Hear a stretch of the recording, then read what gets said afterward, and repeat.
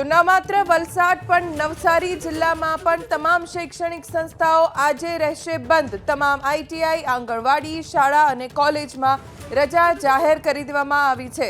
નવસારીમાં પણ આજે છે વરસાદનું રેડ એલર્ટ। અત્યંત ભારે વરસાદનું એલર્ટ હવામાન વિભાગે જિલ્લામાં આપ્યું છે, જેને લઈને સતર્કતાના ભાગરૂપે વિદ્યાર્થીઓ મુશ્કેલીમાં ન મુકાય તેના કારણે પ્રશાસન તરફથી નિર્ણય લેવામાં આવ્યો છે જિલ્લાની તમામ શૈક્ષણિક સંસ્થાઓમાં રજા જાહેર કરવા માટે।